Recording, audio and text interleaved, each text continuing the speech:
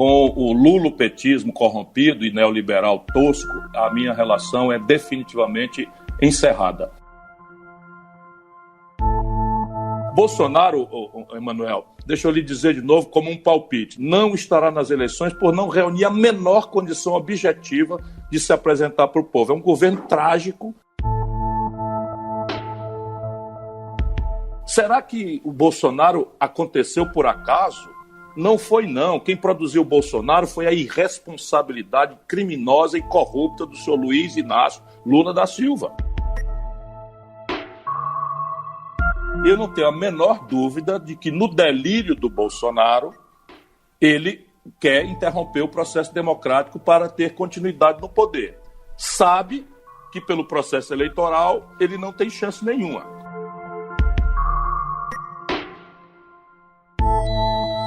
E hoje eu estou seguro de que o Lula conspirou pelo impeachment da Dilma. Estou seguro disso por tudo que eu tinha visto lá dentro, nas tratativas para impedir o impeachment, e eu não compreendia.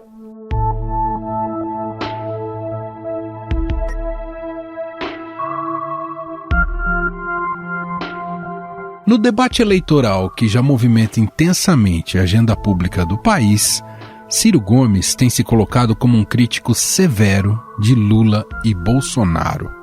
O pedetista é visto pela esquerda petista como uma espécie de traidor por ter viajado para a França no segundo turno das eleições presidenciais de 2018 e não ter dado seu apoio a Fernando Haddad.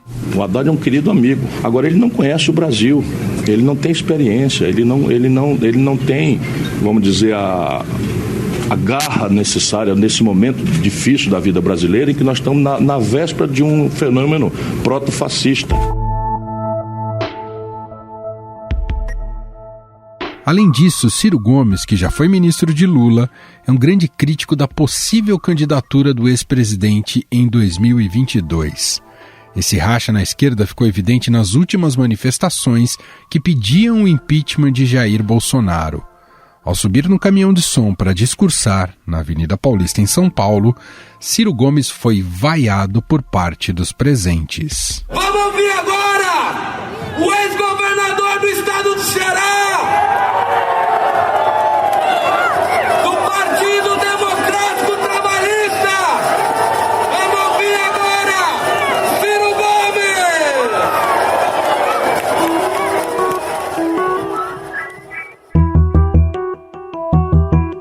As vaias e xingamentos contra Ciro foram condenadas por representantes da esquerda que pregam a união nesse momento em que o inimigo comum é Bolsonaro. Após as hostilidades, o pedetista pediu uma trégua de Natal em nome do impeachment do presidente Jair Bolsonaro. Uma palavra para todos os brasileiros e brasileiras que estão nessa palanque, representando todos vocês. Nós somos diferentes. Temos histórias diferentes, temos caminhadas diferentes, temos olhar sobre o futuro do Brasil provavelmente muito diferentes. Mas o que nos reúne é o que deve reunir toda a nação civicamente sadia. É a ameaça da morte da democracia e do poder da nação brasileira conquistado por duros sacrifícios. Portanto, contem comigo. Segundo Ciro, foi com esse espírito que ele aceitou o convite do Movimento Brasil Livre, o MBL, a aderir aos atos convocados pelo grupo em 12 de setembro, mesmo sem ter esquecido as diferenças insuperáveis que tem com o grupo.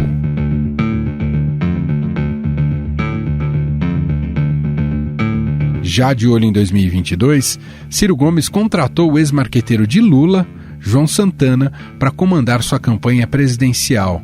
O pedetista também tem sido o primeiro a costurar alianças e tentar formar uma chapa para 2022. No começo de outubro, o pedetista jantou com José Luiz da Atena para conversar sobre a possibilidade do apresentador ser o seu vice nas próximas eleições. Bom dia, Ciro, é um prazer falar contigo. Bom dia, da Atena, um forte abraço a você, um abraço a gente querida, é um privilégio sempre muito especial para mim. O núcleo empresarial brasileiro, que vai se descolando de Jair Bolsonaro, tem olhado atentamente o desempenho dos nomes da terceira via para apoiar um candidato que possa fazer frente à disputa entre o atual presidente e Lula. Na última pesquisa IPEC, divulgada no final de setembro, em que Lula está com 48% e Bolsonaro com 23% das intenções de voto, Ciro Gomes é o melhor colocado deste grupo com 8%, seguido de João Dória, do PSDB, e Luiz Henrique Mandetta, do DEM, ambos com 3%. E para falar sobre eleições, a relação com o PT, a possibilidade de impeachment de Bolsonaro, entre outros assuntos, quem está com a gente hoje aqui no podcast é o próprio Ciro Gomes. Olá, Ciro, muito obrigado por ter aceito aqui o nosso convite. Olá, Emanuel, um abraço a você e a todos os que estão aí no nosso podcast do Estadão Notícias. Ciro, o senhor ocupa um espaço importante no debate público, né? Tem um legado pelo seu passado político, de gestão, e vem se colocando como um postulante ao cargo da presidência nas últimas 3 eleições. E tudo indica vai tentar pela 4ª vez no ano que vem. Apesar do debate argumentativo e racional ser fundamental no processo eleitoral, há também uma carga afetiva e emocional considerável no processo de definição do voto por parte do eleitor. E eu queria começar te perguntando, o senhor entende que é preciso mobilizar paixões acima de tudo, Ciro? Sim, eu compreendo como uma vocação minha, a política é uma arte apaixonante e certamente sendo uma obra humana é de todas a mais complexa, que desperta sentimentos os mais variados e profundos, enfim. Porém, o drama brasileiro é tão grave hoje, é tão profundo, que até o limite do que eu puder, eu vou fazer um apelo à inteligência do povo. Sabe, se o Brasil não conseguir se livrar desses ódios e paixões personalistas, paixões infantis, ódios destrutivos, será muito improvável que a gente consiga sair das eleições de 2022 com aquilo que nós desesperadamente precisamos. Primeiro, um diagnóstico. O que aconteceu para que a economia que mais crescia na humanidade passe a ser agora consistentemente a economia que menos cresce no mundo? Segundo, por que nós produzimos uma aberração moral, política, genocida, tão grave, tão complexa quanto é, na minha compreensão, na minha convicção, a personalidade de Jair Bolsonaro? Será que o Bolsonaro aconteceu por acaso? Ou nós precisamos entender o que aconteceu com 70% do eleitorado brasileiro do Sul, Sudeste, Norte e Centro-Oeste que votaram no Bolsonaro? E, mais importante do que entender as causas desse problema, nós precisamos amadurecer as pistas de um novo modelo econômico e de um novo modelo de governança política, porque esses 2 modelos, o de governança política e o modelo de governança, de um modelo econômico, estão destruindo a nossa condição nacional. O Bolsonaro vai tentar vir com um Bolsa Família turbinado em 2022. E o Lula vai recorrer, claro, à memória do próprio Bolsa Família e outros programas sociais. Você vai precisar de um trunfo também no campo econômico para apresentar para o eleitorado? Certamente o que define o voto não é gratidão, não é um olhar para o passado. O que define o voto numa democracia, quanto mais madura, mais isso é claro, é a promessa e a consistência dessa promessa para o futuro. E nesse sentido, a memória afetiva do Lula é um estelionato. Por quê? Porque essa memória afetiva deu a ele a possibilidade de nomear Dilma Rousseff, não é, em cima da sua popularidade, e a Dilma destruiu a economia brasileira. São números. Ninguém no passado da história histórico brasileiro derrubou a economia do país 7%. Não é? Aquele desemprego pequeno que aconteceu ali no ciclo de commodities, farto e generoso que o Lula surfou nele, cobrou um preço. Né? O desemprego na mão do PT saiu de 4% para 11%. E as pessoas lembram quando é que começou a tragédia de terem perdido o emprego. A campanha vai nos permitir, né, relembrar tudo isso. Aquela fartura no crédito artificialmente dirigido que o Lula promoveu na direção de um nacional consumismo sem cuidado com nada, aquele crédito farto e generoso virou, meu irmão, 63 milhões e 700 mil brasileiros com nome sujo no SPC e 6 milhões de empresas no Serasa. Tudo isso mostra o estelionato. E o Bolsonaro, não é? E vai querer o quê? Trocar um Bolsa Família turbinado por inflação? Nós estamos vivenciando na cesta básica, no consumo popular, inflação arredondada em 30%. Será que ele acha que o povo é idiota, que vai receber um Bolsa Família desidratado pela alta explosiva dos preços do custo de vida básico da população, com o salário mínimo tendo o pior poder de compra dos últimos 16 anos, com desemprego aberto arredondado em 15 milhões de pessoas, com a precarização do trabalho alcançando 40% da força de trabalho do Brasil, isso é um juízo elitista que não respeita o nosso povo. Bolsonaro, Emanuel, deixa eu lhe dizer de novo como um palpite, não estará nas eleições por não reunir a menor condição objetiva de se apresentar para o povo. É um governo trágico, que não tem absolutamente nada para mostrar, e o lastro para uma equivocada ideia de que vai subornar a consciência de um povo machucado, melhorando o Bolsa Família, esbarra numa parede violenta que o Bolsonaro quebrou as contas públicas. Enquanto faz a racionalha liberal da austeridade, o Bolsonaro liquidou as contas públicas brasileiras. Eu nunca vi uma situação fiscal tão precária e trágica quanto essa. E olha que eu conheço a história brasileira. Te entender um pouco mais desse seu palpite, Ciro, sobre ele não estar nas eleições. Você acha que é uma questão de vai ter falta de competitividade, vai estar muito desgastado nas pesquisas, ou por algum processo, seja de impeachment ou de qualquer outra natureza jurídica? Como é um palpite, pode ser qualquer coisa, mas deixa eu lhe dizer o que é que sustenta o meu palpite. É que no Brasil, do Dutra para cá, só 3 presidentes terminaram o mandato. Juscelino Kubitschek, Fernando Henrique Cardoso e Lula. A característica desses 3 homens de Estado é uma capacidade extraordinária de conciliação, até na conta do abuso, do suborno. Está lá o Fernando Henrique comprando votos para sua reeleição, está ali o Lula montando o mensalão, depois o petrolão, loteando o Brasil com essas mesmas figuras que hoje estão aí sob o nome Centrão, são rigorosamente as mesmas pessoas. O Roberto Jefferson, que foi preso como lugar-tenente do Bolsonaro, fez o discurso de defesa do Collor na sessão do impeachment, e o Lula, ele deu os correios para roubar, e dali saiu o escândalo do mensalão.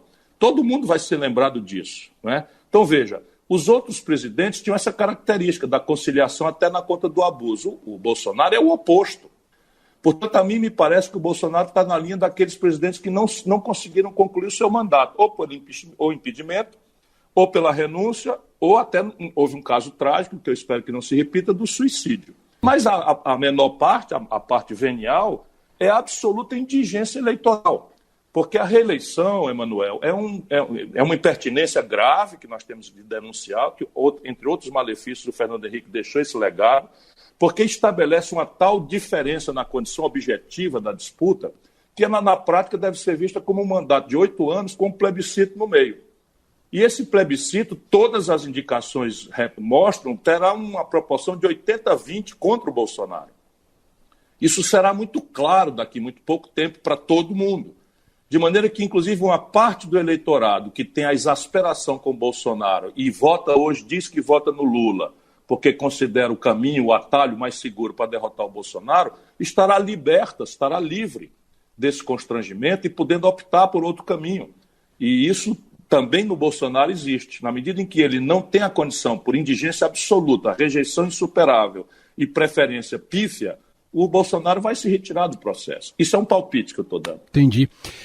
Voltando um pouco para 2018, Ciro, e até para entender um pouco mais dessa presença do Bolsonaro na presidência da República, na sua visão, qual que foi o erro da campanha em 2018? Num certo sentido, todos subestimaram o potencial de Bolsonaro?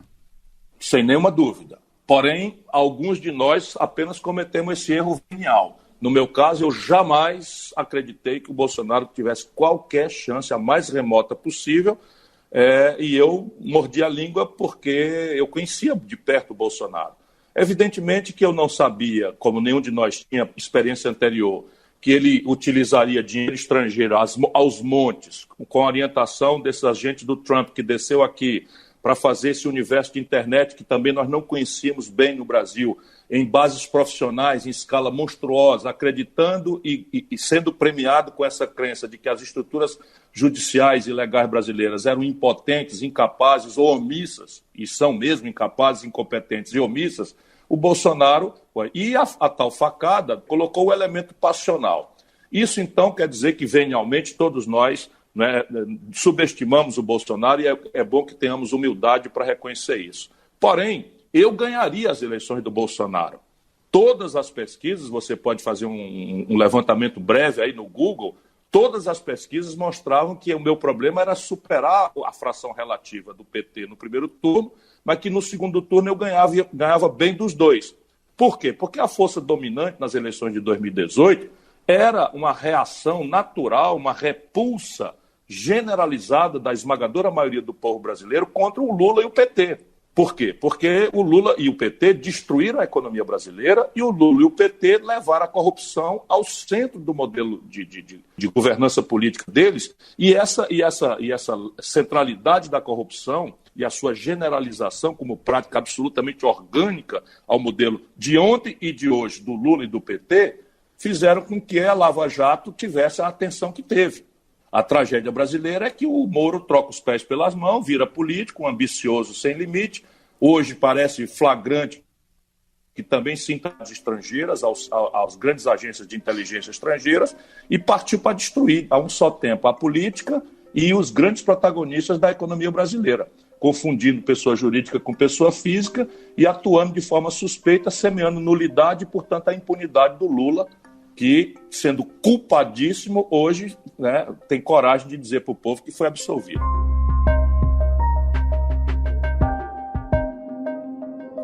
E Ciro, quero te falando um pouquinho mais de Bolsonaro, por que a classe, e até a gente falou do subestimar o Bolsonaro, por que a classe política foi incapaz até agora de derrubar o Bolsonaro, mesmo com todas as crises, evidências, crimes e tudo que a CPI tem revelado? Deixa eu te fazer uma ponderação rápida, você usa na proporção que o seu espaço permitir. Claro. Da redemocratização para cá, a tal classe política está fracassando de forma grave e orgânica. Repare uma coisa, Collor, o primeiro presidente eleito, é cassado. Na sequência, Fernando Henrique, que governa com a mesma modelagem econômica e a mesma modelagem de governança política, nunca mais ganha uma eleição nacional. O PSDB e o Fernando Henrique nunca mais ganharam uma eleição nacional. Na sequência, o Lula, que replica o mesmo modelo, vai parar na cadeia. Na sequência, a Dilma, que replica o mesmo modelo, é cassada. Na sequência, o Michel Temer, que agrava e replica o mesmo modelo, sai pela porta dos fundos completamente desmoralizado. E na sequência, o Bolsonaro, que replica o mesmo modelo, tendo sido eleito com uma retórica absolutamente oposta, repetindo o mesmo modelo, está desmoralizado. Será possível que não dá para a gente ver que o nosso problema não é Francisco Maria ou Manel? É o modelo econômico, por um lado, e o modelo de governança política. E o modelo de governança política no Brasil, essa é a tragédia que eu estou tentando advertir. É simplesmente um estamento político que se elege interagindo com a agenda do povo, mas opera o poder interagindo ou com a ladroeira, a fisiologia e a corrupção, ou com o lobismo do baronato, não é, das finanças do país. Essa é a grande questão. Você olha a agenda do Lira, o país caindo dos pedaços no meio de uma pandemia trágica, a agenda do Lira foi pautar a autonomia do Banco Central, que ninguém do povo estava falando.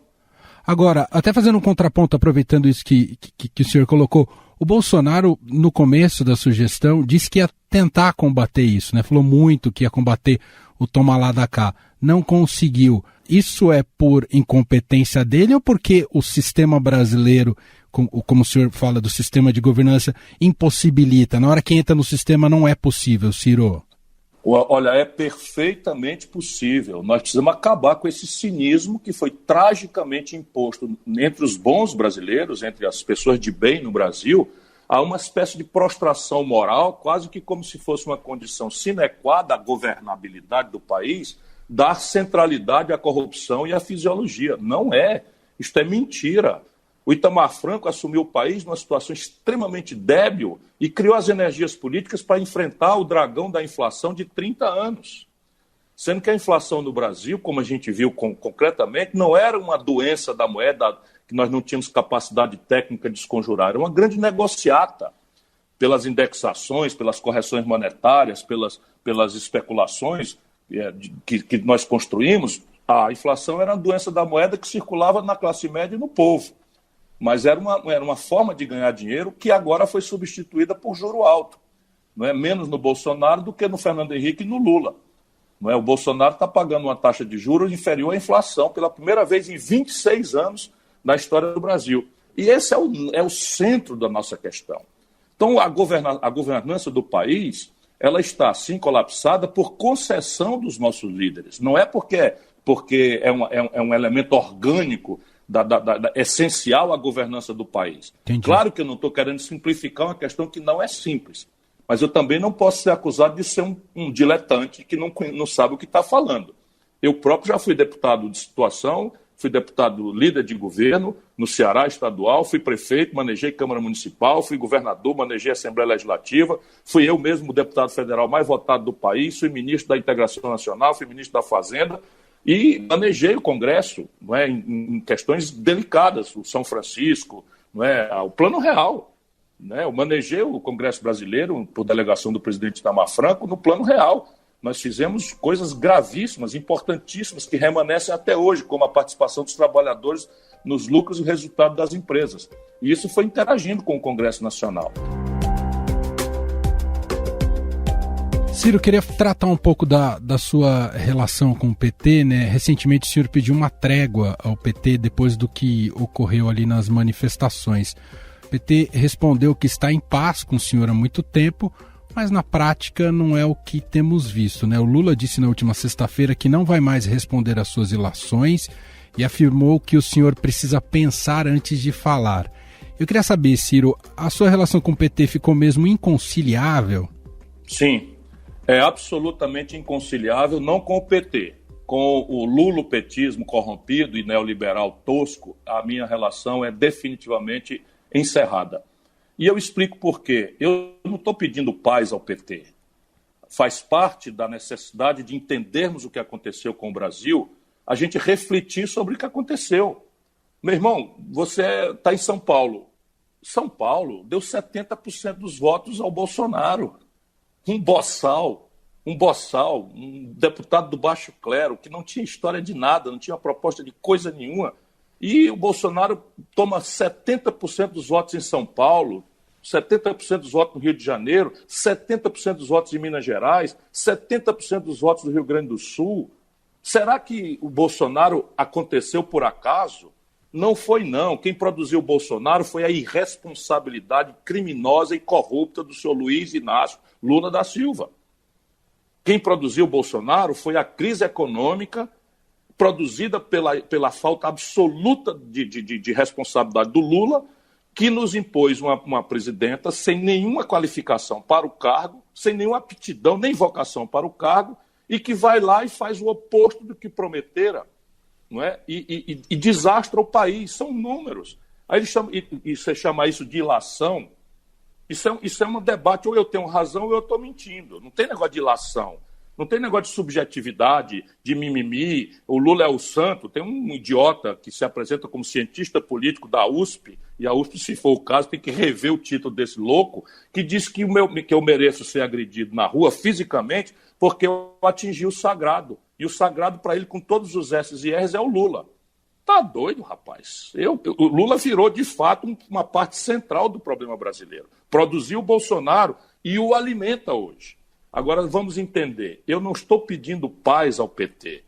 Eu estou pedindo uma trégua ao redor de um assunto e somente um assunto. O impeachment do Bolsonaro. Por quê? Porque se a gente não fizer o Bolsonaro ficar na defensiva e ser punido pelos crimes trágicos que tem cometido contra a nação brasileira, o Bolsonaro vai tentar de novo. E desta vez pode ser a última e desesperada tentativa que pode produzir aquilo que ele imaginou que poderia ter produzido no dia 7 de setembro. Pois bem, o Lula está fora dessa luta. Ele sabe que o povo brasileiro tem uma repulsa grave que exige punição para o Bolsonaro e está simulando. Agora, se a gente quer fazer o impeachment honestamente, Emanuel, eu estou falando para quem não está intoxicado, estou falando para o brasileiro médio. Se a gente quiser fazer o impeachment do Bolsonaro, a gente tem que lembrar como é que funciona o impeachment. O impeachment funciona com 342 deputados federais votando sim pelo impeachment. Nós, desse campo, temos 120 deputados. Se a gente é honesto e quer fazer o impeachment, nós temos que fazer um entendimento com todos os democratas do país. Senão, nós não sairemos do gueto de 120 deputados, ficaremos enganando o nosso povo, chamando o nosso povo para a rua, para mentir para o nosso povo que somos a favor do impeachment, quando, na verdade, queremos o Bolsonaro sangrando e liquidando a nação brasileira para que todo mundo esqueça a responsabilidade central que o Lula, sob o ponto de vista econômico e da corrupção generalizada, veja, ele diz que a ilação, eu vou dizer aqui quais são as ilações. Eu denunciei para o Lula que ele não podia entregar Furnas ao Eduardo Cunha. O Lula me disse pessoalmente que não entregaria, e eu disse para ele, você não pode fazer isso, porque ele vai roubar lá e vai comprar os deputados. Eu disse pessoalmente para o Lula disse para mim pessoalmente, não vou nomear. No dia seguinte, entregou Furnas para o Eduardo Cunha. Eu disse ao Lula que o Eunício Oliveira tinha recebido, depois eu fiquei sabendo que foi o Lula pessoalmente que mandou R$1 bilhão de contratos sem licitação, fraudando outros fornecedores da Petrobras. O nome da empresa é Manchester. Ou isso é verdade ou é mentira, não tem negócio de ilação. Se eu estiver mentindo, o Lula tem que me processar, mas isso é verdade pela saúde do meu filho. Eu estou dizendo só o que eu denunciei. Eu disse ao Lula que ele não podia cometer a irresponsabilidade de colocar o Michel Temer na linha de sucessão, porque o Michel Temer era corrupto, vinculado à ladroeira no Porto de Santos. O Lula não botou o Michel Temer na linha de sucessão. E depois o Lula chama de golpista. O Lula entregou a Petrobras para o PP, que está aí dando as cartas no governo Bolsonaro, Paulo Roberto Costa, eu denunciei. O Lula entregou o Sérgio Machado a Transpetro para fazer base para a roubalheira do Renan Calheiros, do Romero Jucá. Com quem que o Lula anda hoje? Com o Renan Calheiros, com o Romero Jucá, com o Eunício Oliveira. Isto é ilação? E quer dizer, então, que o PSOL, a cúpula do PSOL, a cúpula do PSB, vão estar juntos no mesmo palanque do Sarney, do Michel Temer, do Romero Jucá, do Eunício Oliveira e do Renan Calheiros? Nunca mais. Compreende, Emanuel? Uhum. Se eles quiserem fazer isso, vão e façam na frente do povo. Agora, eu vou contar essa história com documentos. Então, é ilação, não precisa responder, o povo vai ver. Vai ver se é verdade ou se é ilação. Agora quer se eleger na lambança, repetindo os mesmos erros. O Lula virou a coisa mais velha e corrompida da vida pública brasileira contemporânea. Ciro, foi ele que tirou sua chance de vitória em 2018? Ele fez uma força imensa para isso. Mas quem me tirou a chance de vitória foi o eleitor. Eu não boto culpa em ninguém, não, porque eu sou um democrata visceral. Percebe? Eu compreendi, claro, porque ali no sul do Brasil, aí no São Paulo, as pessoas me confundem como aliado do PT, com razão. Essa gente aí não respeita ninguém, sabe? O Ceará deu 2/3 dos votos contra o impeachment. Eu estava atuando nisso. E se houve um impeachment, meu caro, quem fez o impeachment, quem fez um golpe, se eles dizem que houve um golpe, quem fez o golpe foi o Senado Federal, confere? Quem presidiu o Senado? O Renan Calheiros. Quem liderou o MDB nessa investida? O Eunício Oliveira. Com quem que o Lula está hoje? E hoje eu estou seguro de que o Lula conspirou pelo impeachment da Dilma. Estou seguro disso por tudo que eu tinha visto lá dentro, nas tratativas para impedir o impeachment, e eu não compreendia. Eu escrevi um documento de umas 15 páginas a pedido da Dilma do que podia ser feito para impedir o impeachment. E ela mandou entregar lá para um lulista e o camarada jogou fora, não aplicou nada.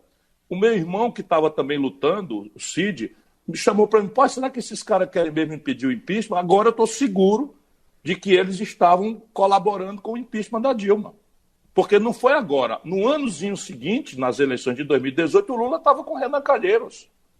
Aí queriam que eu me envolvesse nisso. Eu que chamei a gente, fomos para a rua, fomos agredidos, porque era muito impopular defender a Dilma, muito impopular.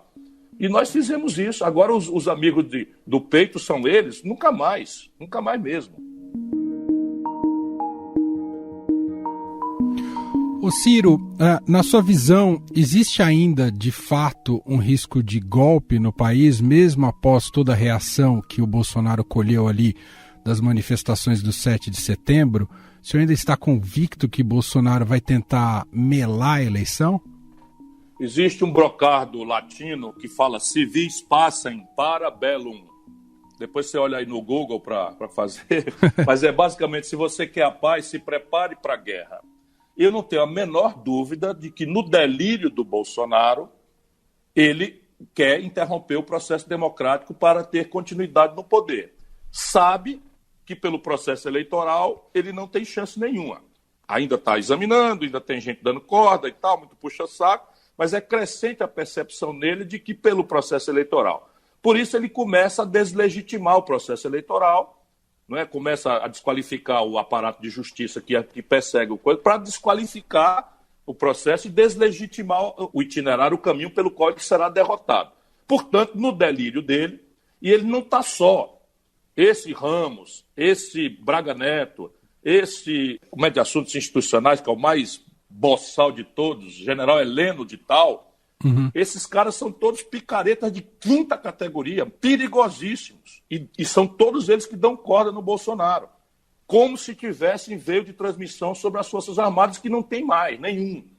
Dos 16 comandos centrais, hoje entregues a generais, 14 são profissionais. E não querem nem ouvir falar no Exército ser envolvido nesse tipo de trama. E isso é o que fracassou.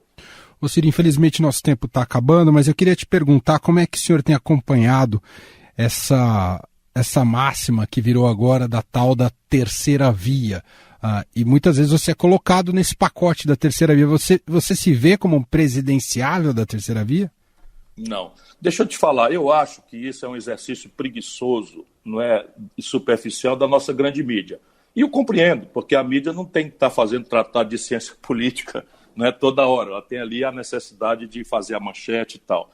Mas o Brasil, não é, nunca se comportou assim, nunca mesmo se comportou assim. Esse eleitorado que votou no Bolsonaro, estou falando de novo, 70% do eleitorado do Sudeste, do Sul, do Norte e do Centro-Oeste, tinha votado no PT e no Fernando Henrique 6 eleições. Não é terceira via que o povo está procurando. Claro que você tem hoje um conflito de personalidades exuberantes, carismáticas, etc., mas há um debate que é basicamente constrangedor, que eles têm horror a tal falsa equivalência. Mas, meu irmão, qual é o projeto econômico do Bolsonaro? Câmbio flutuante, superávit primário e meta de inflação. Confere? Qual é o projeto da Dilma? A mesma coisa. Qual é o do Michel Temer? O mesmo. Qual é o projeto do Lula? O mesmo. Quem inventou isso? O Fernando Henrique. O mesmo. O Brasil está precisando mudar esse modelo econômico. Depois o seguinte, qual dos governantes que nos governaram da redemocratização para cá não deram a corrupção e a fisiologia desbragada, a centralidade do modelo de governança política, tirante o Itamar Franco? Todos fizeram a mesma coisa. Os personagens são os mesmos. O que eu quero propor ao povo brasileiro, quando eu tiver os meios para que a população me ouça, é botar sua inteligência sobre essas evidências. Caramba, esse Ricardo Barros, líder do governo Bolsonaro, era líder do governo Fernando Henrique, era ministro da Saúde do Michel Temer e vice-líder do Lula e vice-líder da Dilma. Está faltando o que mais, para além das caricaturas trágicas, para a gente perceber que o que o Brasil precisa é mudar tudo que está aí. Mudar com o pé no chão, mudar conforme as melhores práticas internacionais, mudar com a inteligência do povo, nos livrar do preconceito, nos livrar da interdição ideológica e fazer um grande mutirão de reconciliação nacional e de reconstrução da nação destruída. É para isso que eu vou me entregar com todo afeto e entusiasmo a esse processo. Nós ouvimos Ciro Gomes.